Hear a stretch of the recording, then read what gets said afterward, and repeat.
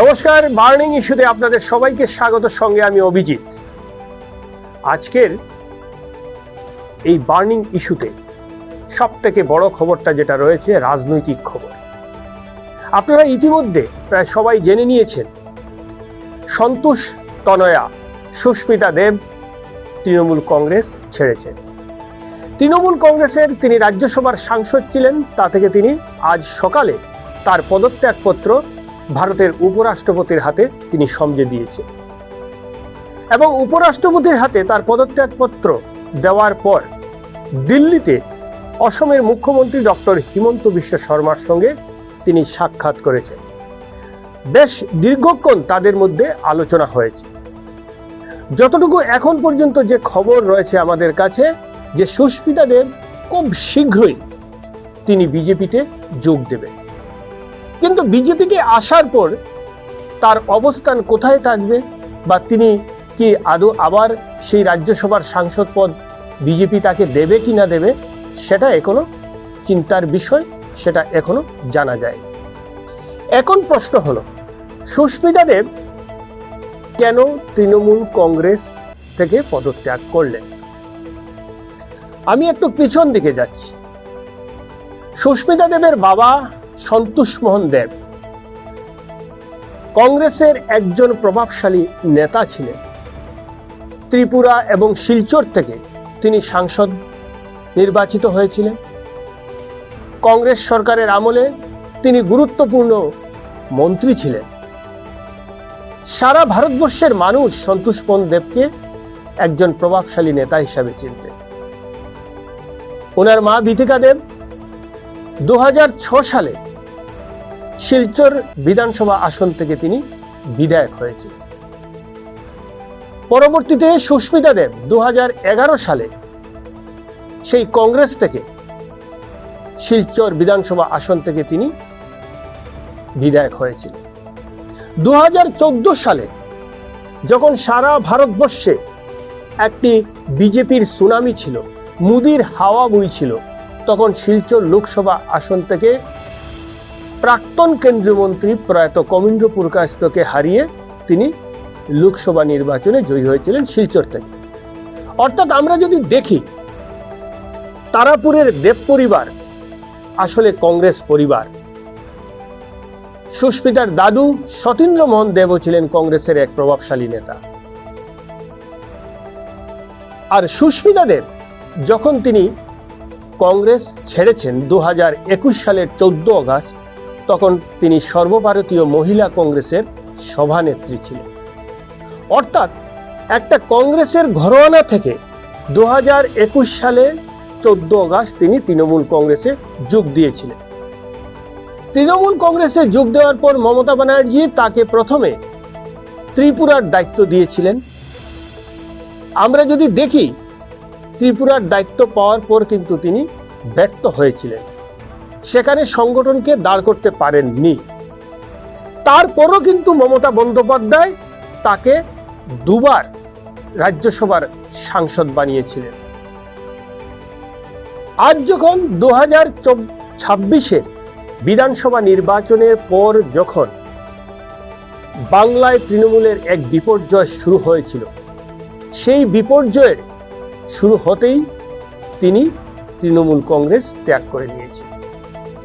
ইতিমধ্যে তৃণমূল কংগ্রেসে বাংলার যে সাংসদরা রয়েছেন, তার মধ্যে কিন্তু আজকের দিনে, এতদিন 20 সংখ্যাটা ছিল 20, আজকের দিনে সেটা 21 হয়েছে। কাকলি ঘোষ দস্তিদারের নেতৃত্বে প্রায় 20 জন তৃণমূল কংগ্রেসের সাংসদরা তৃণমূল কংগ্রেস থেকে পদত্যাগ করেছে। আর আজ যাদবপুর লোকসভা আসনের সাংসদ শাওনি ঘোষ কংগ্রেসে যোগ দিয়েছে। লোকসভা এবং বিধানসভা এবং রাজ্যসভায় তৃণমূল কংগ্রেসের এতদিন সাংসদের সংখ্যা ছিল 13, আজ সেটা দাঁড়িয়েছে 10-এ।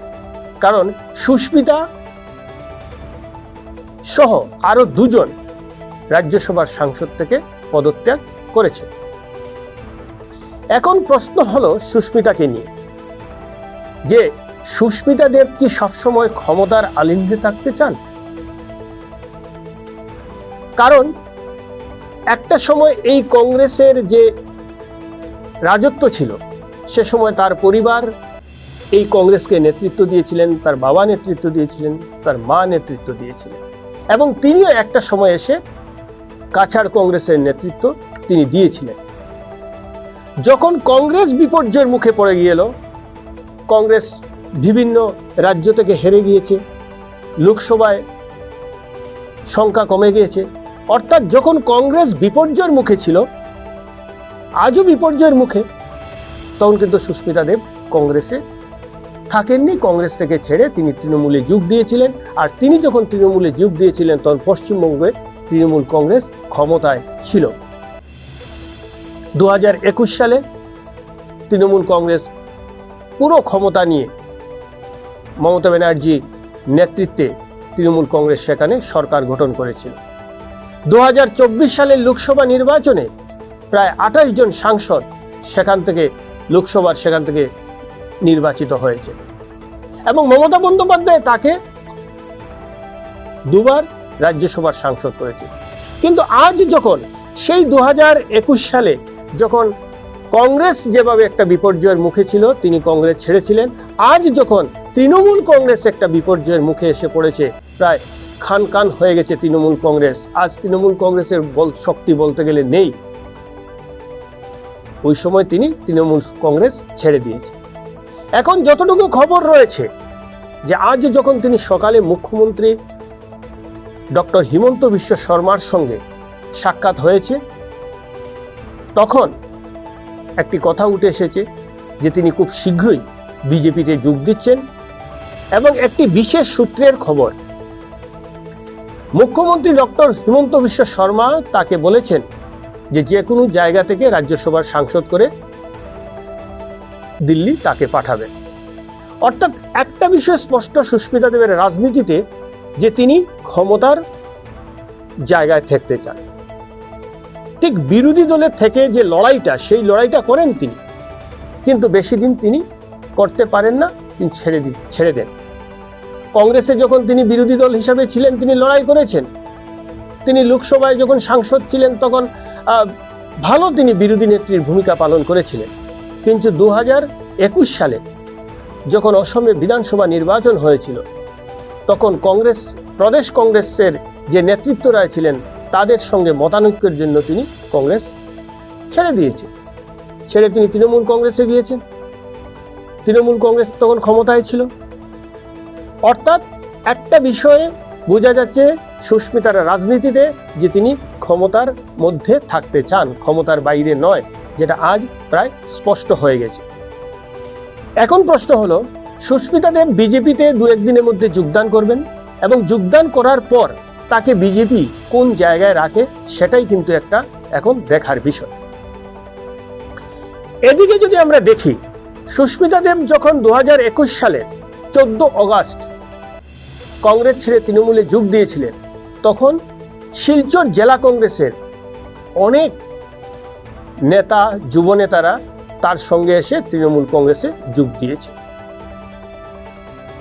ওদের ভবিষ্যৎটা এখন কি হবে? তারা কি বিজেপিতে যাবেন, না তারা তৃণমূল কংগ্রেসে থাকবেন, না তারা কি কংগ্রেসে যাবেন? আজ যখন তৃণমূল কংগ্রেস ছাড়ার বার্তাটা যখন এসেছে যে সুস্মিতা দেব পদত্যাগ করছেন, তারপর দেখা গেছে তৃণমূল কংগ্রেসের কার্যালয়টা একটা হাহাকার পরিবেশ, জনশূন্য। জেলা সভাপতি রাজেশ দেব কার্যালয়ে উপস্থিত হয়েছেন, বিভিন্ন সংবাদ মাধ্যমের সঙ্গে তিনি কথা বলেছেন। তিনি একটা কথা বলেছেন,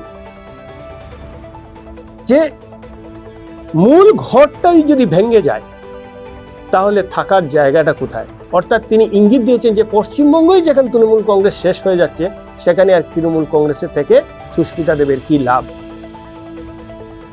এবং তিনি বলেছেন, সুস্মিতা দেব বিজেপিতে যোগদান করার পর তারা সবাই বিজেপিতে যোগ দিতে পারেন বলে একটা ইঙ্গিত দিয়েছে।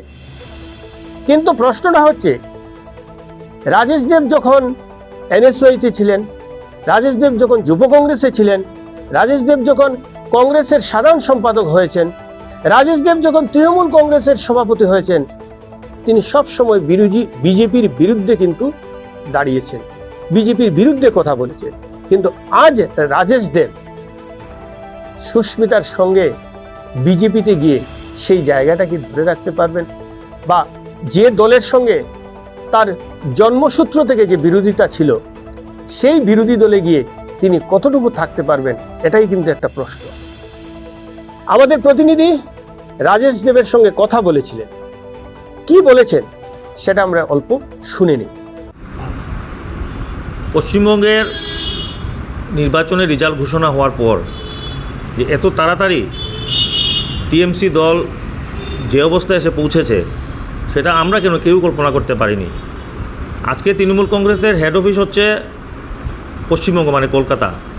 কিন্তু কলকাতার হেড অফিসটারই যদি এই অবস্থা হয়, মানে একদিকে এমপিরা গ্রুপ বেঁধে চলে যাচ্ছে, একদিকে এমএলএরা গ্রুপ বেঁধে চলে যাচ্ছে, তো এই অবস্থাতে আমরা যেটা চিন্তা করেছি এবং আমরা মানে অনেকের সাথে ডিসকাশন করে দেখেছি যে এই অবস্থায় একটা দল করা যায় না, দলকে এগিয়ে নিয়ে যাওয়া অসম্ভব।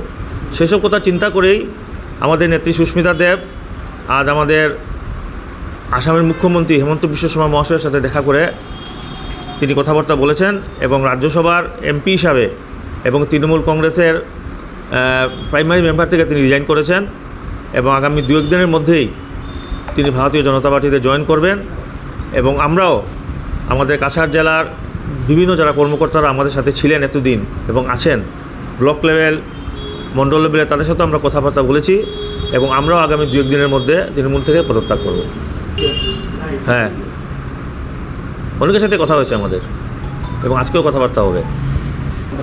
হ্যাঁ, রাজদেব বলেছেন স্পষ্ট করে যে সুস্মিতা দেব বিজেপিতে যোগ বা তৃণমূল কংগ্রেস ছাড়ার মূল কারণটাই হচ্ছে বর্তমানে তৃণমূল কংগ্রেসের যে পশ্চিমবঙ্গে যে অবস্থানটা অত্যন্ত খারাপ।